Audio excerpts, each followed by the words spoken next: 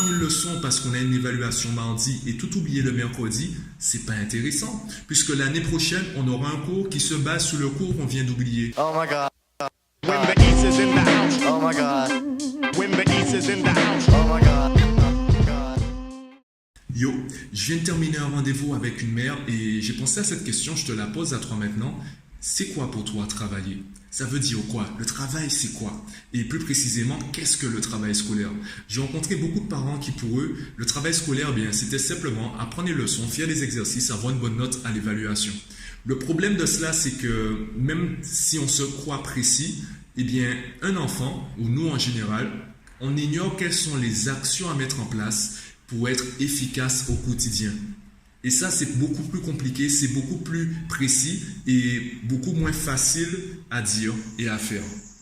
Le travail scolaire, apprendre ces leçons, c'est déjà un travail en soi. La mémorisation, il y a une façon de travailler, il y a une façon de mémoriser pour être véritablement efficace. Apprendre une leçon parce qu'on a une évaluation mardi et tout oublier le mercredi, c'est pas intéressant. Puisque l'année prochaine, on aura un cours qui se base sur le cours qu'on vient d'oublier. Donc si mercredi on a oublié, on fera comment l'année prochaine?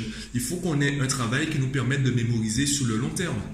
Ensuite, les exercices. D'accord, on a tous remarqué qu'on ne fait pas les mêmes exercices à l'école qu'en évaluation.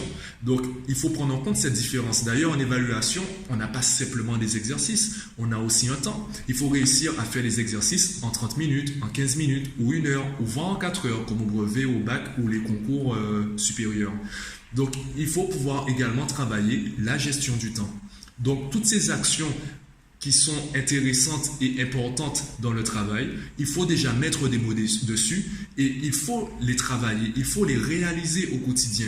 Il faut savoir exactement comment on s'organise pour progresser sur ces différentes phases, progresser en mémorisation, progresser en gestion du temps, progresser également en organisation, en autonomie, etc.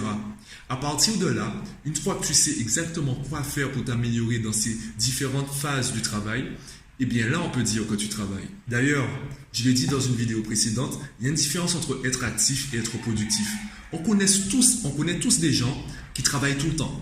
Ils sont toujours en train de faire un truc.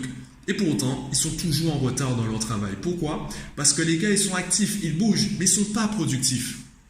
Un enfant qui s'assoit sur son bureau, qui ouvre le cahier, qui jette son regard sur le cahier et qui se répète « je n'y arrive pas, je ne comprends rien », il n'est pas productif, il est actif.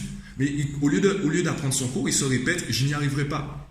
Donc, pour être productif, il faudrait qu'il arrête et qu'il réfléchisse à comment faire en sorte de comprendre le cours, comment réussir à mémoriser le cours.